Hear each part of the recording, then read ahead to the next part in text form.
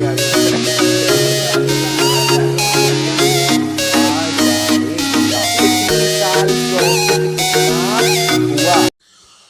Students, स्वागत है आपका मेरे चैनल कॉमर्स गुरुजी पर। और जैसा कि अकाउंट्स की मैंने मोस्ट इम्पोर्टेंट क्वेश्चंस की वीडियो प्रोवाइड करी थी, उसमें मैंने आपको एनपीओ चैप्टर के मोस्ट इम्पोर्टेंट क्वेश्चंस बताए थे। उसमें मैंने आपको शेयर्स के इम्पोर्टेंट क्वेश्चंस बताए थे। और आज मैं बताने वाला हूँ जो हमारी फंडामेंटल ऑफ पार्टनरशिप है, उसका जो पहला चैप्टर है फंडामेंटल, उससे रिलेटेड क्वेश्चंस आपको कि किस किस टाइप के क्वेश्चंस आ सकते हैं, कौन कौन से क्वेश्चन इम्पोर्टेंट हैं और अगर आते हैं तो आप उनको कैसे सॉल्व करेंगे। लेकिन इसे बताने से पहले मैं आपको एक सजेशन देना चाहूँगा कि आपको यहाँ देखिए क्वेश्चन बैंक दिख रहा होगा ओसवाल बुक्स का।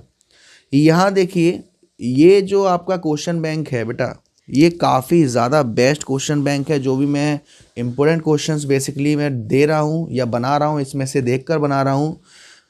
तो इसका बेनिफिट क्या है कि बेटा आपके सारे जितने भी चैप्टर्स हैं अकाउंट्स के, या हर सब्जेक्ट का ये क्वेश्चन बैंक अवेलेबल है बेसिकली। तो इसमें आपको पहले तो सारे चैप्टर के कंसेप्ट दिए होंगे बहुत ही अच्छे से, देन उसके 1 मार्क्स के क्वेश्चन, आपके 2-2 मार्क्स वाले क्वेश्चन, बड़े बड़े क्वेश्चन 6-6 मार्क्स वाले क्वेश्चन भी इस बुक्स में अवेलेबल हैं। तो ये मैंने ऑर्डर करके मंगाई है अपने लिए, ताकि आपको और अच्छे से क्वेश्चन दे सकूँ। तो मेरे हिसाब से आपके लिए काफ़ी बेस्ट रहेगा। जो बच्चे पूछते हैं कि भाई कौन सा सैम्पल पेपर लें या क्वेश्चन बैंक लें, तो आप इसको चूज़ कर सकते हैं। जो बच्चे इंटरेस्टेड हो बेटा, डिस्क्रिप्शन में आपको एक लिंक मिल जाएगा, वहाँ जाके आप इनको देख सकते हैं।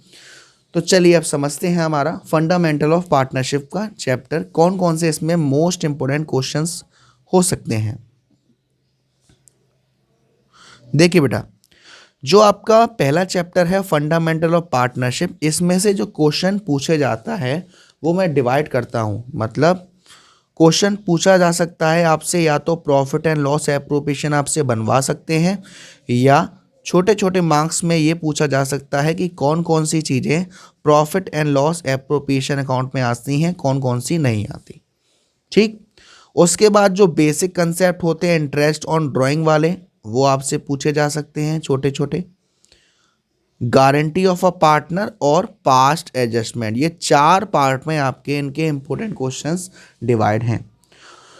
तो 1 बाय 1 मैं आपको समझाता हूं, और इस समझाने के साथ साथ देखिए सबसे पहले मैं आपको बताता हूं profit and loss appropriation account के बारे में। Profit and loss appropriation account को समझाने से पहले मैं आपको कुछ चीज़ें बता दूं कि इस चैप्टर में हमें 2 चीज़ें होती हैं। एक होता है चार्ज अगेंस्ट प्रॉफिट,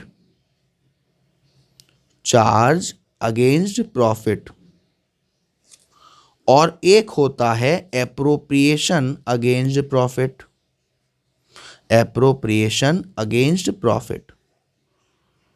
तो चार्ज अगेंस्ट प्रॉफिट और एप्रोप्रिएशन अगेंस्ट प्रॉफिट में फ़र्क क्या है। चार्ज अगेंस्ट प्रॉफिट का मतलब है वो चीज़ें जो आपको प्रॉफिट हो या लॉस हो, ये आपको प्रोवाइड करना ही करना पड़ेगा, देना ही देना पड़ेगा। क्या क्या चीज़ें हो सकती हैं वो, रेंट होता है, इंटरेस्ट ऑन लोन होती है, salary of employees, commission of employees, और इन सब को शो करने के लिए हम प्रॉफिट एंड लॉस अकाउंट बनाते हैं।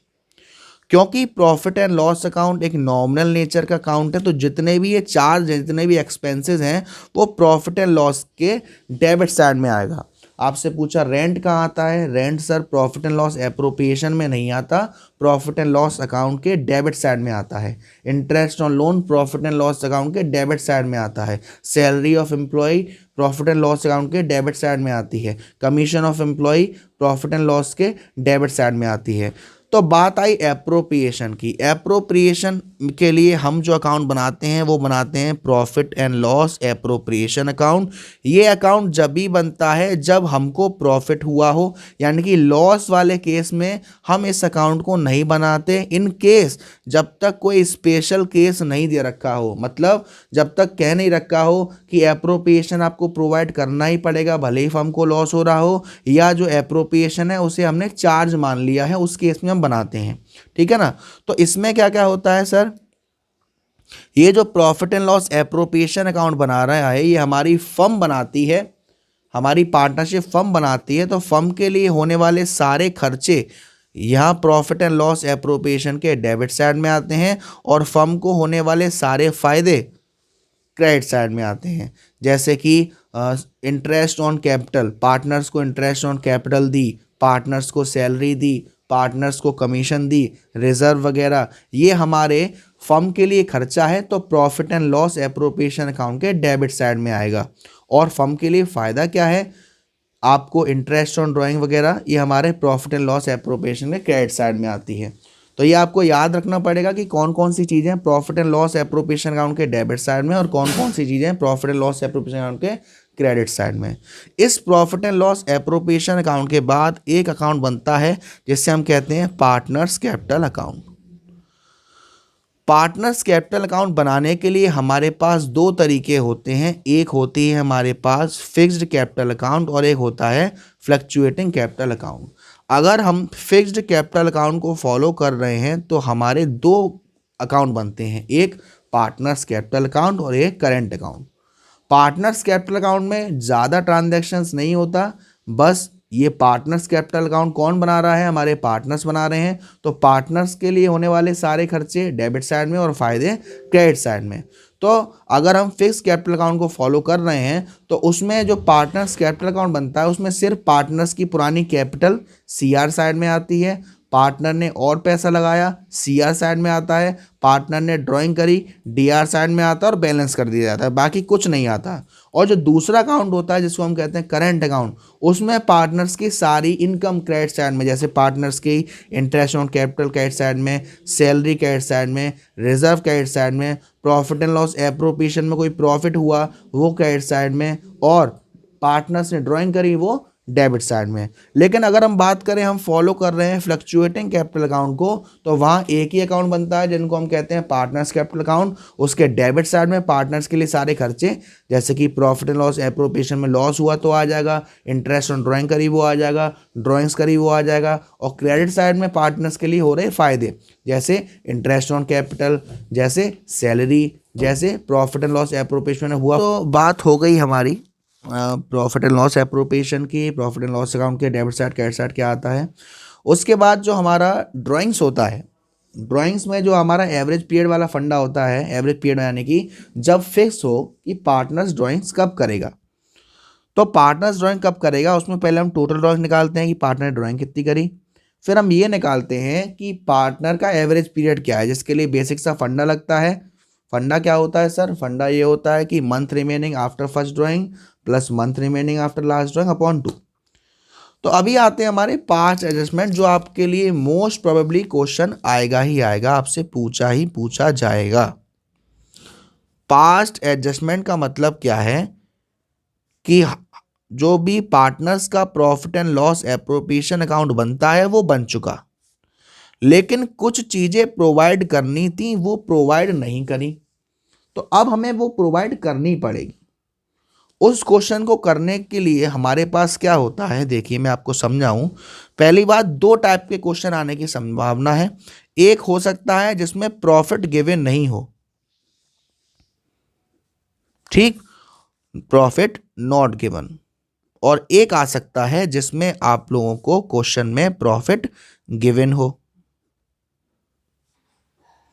तो जिसमें हमें प्रॉफिट दिया नहीं है उस केस में हम क्या करेंगे, जिसमें हमें प्रॉफिट दिया नहीं है, प्रॉफिट नॉट गिवन है, उस केस में हम क्या करते हैं, सबसे पहले जो जो चीजें दे रखी हैं, आप पहले क्या करें, जो भी पार्टनर है, मान लेता हूं आपको 3 पार्टनर दे रखे हैं ए, बी और सी, इन सभी पार्टनर का एक डीआर ले लीजिए और एक सीआर ले लीजिए।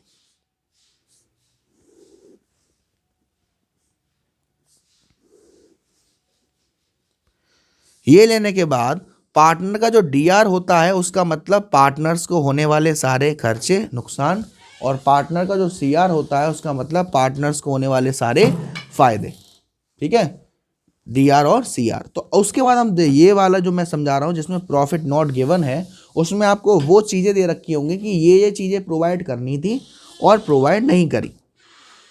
तो जो चीजें प्रोवाइड करनी थी, जो पार्टनर के सीआर की बात है, जो चीजें प्रोवाइड करनी थी, जो पार्टनर के सीआर की बात है, जैसे interest on capital, salary, commission, ये प्रोवाइड करनी थी लेकिन करी नहीं, उन सबको जोड़ देंगे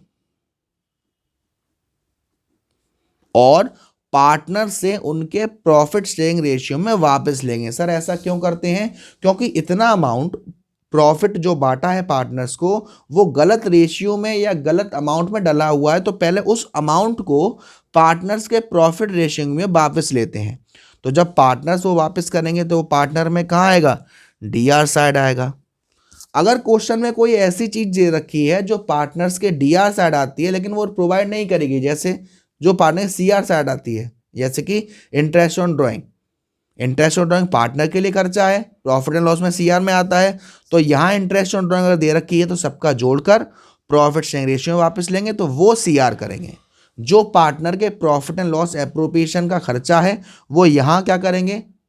यहाँ क्या करेंगे? Profit and loss appropriation partner के लिए खर्चा है, पार्टनर के लिए खर्चा है इंटरेस्ट ऑन ड्राइंग, जो फर्म के लिए फायदा है। ठीक है, तो ये हमने वापस ले लिया। उसके बाद क्या करेंगे? उसके बाद सर जैसे चीज प्रोवाइड करनी थी, इंटरेस्ट ऑन कैपिटल जैसे देनी थी वैसे दे देंगे, सैलरी जैसे देनी थी वैसे दे देंगे, और भी जो चीज देनी थी वैसे दे देंगे। उसके बाद हम क्या करेंगे? डिफरेंस लेते हैं कि वेदर डीआर साइड ज्यादा है या सीआर साइड ज्यादा है। किसका? पार्टनर्स का। तो जिस पार्टनर का डीआर ज्यादा है उसका अमाउंट डीआर में लिखते हैं, जिस पार्टनर का सीआर ज्यादा है उसका सीआर में लिखते हैं और एंट्री पास कर देते हैं। जो डीआर हुआ है उसे डेबिट साइड में डालते हैं और जो सीआर हुआ है उसे क्रेडिट साइड में डालते हैं। लेकिन क्या हो अगर हमें प्रॉफिट गिवन हो? प्रॉफिट गिवन वाले केस में हम ऐसा कुछ नहीं करते। प्रॉफिट गिवन वाले केस में आपको प्रॉफिट दिया होगा कि हमने इतना प्रॉफिट बांट दिया बिना ये चीजें प्रोवाइड करें, तो पहले पार्टनर से वो प्रॉफिट वापस लेते हैं, प्रॉफिट शेयरिंग रेशियो में वापस लेंगे तो पार्टनर्स के लिए खर्चा है, डेबिट साइड डालेंगे प्रॉफिट को। देन क्या होगा? जो चीजें प्रोवाइड करनी थी, जो पार्टनर्स के लिए फायदा है वो सीआर में डाल दीजिए, जो पार्टनर्स के लिए घाटा है वो डीआर में डाल दीजिए। इतना करने के बाद हम अगेन प्रॉफिट को एडजस्ट करते हैं। कैसे? जो हमें प्रॉफिट शुरुआत में दे रखा था उस प्रॉफिट में से जो चीजें प्रोवाइड करी, जो सीआर करा है उन सबको प्रॉफिट में से माइनस, और जो डीआर करा है उन सबको प्रॉफिट में प्लस। फिर जो एक्चुअल प्रॉफिट बचेगा उसे अगेन पार्टनर्स में बांटा जाएगा, लेकिन इस बार सीआर में आएगा और उनके रेशियो में। फिर अगेन हम बैलेंस देखते हैं कि कौन सी साइड ज्यादा है, डीआर या सीआर, और एंट्री पास कर देते हैं। देन आपका जो लास्ट एक टॉपिक हो सकता है वो हो सकता है guarantee. Guarantee of a partner में क्या होता है कि मान लीजिए 3 पार्टनर हैं, ए, बी और सी। इन तीनों में से किसी एक पार्टनर को गारंटी मिलती है कि चाहे कुछ भी हो जाए आपका प्रॉफिट इतने से कम नहीं होगा।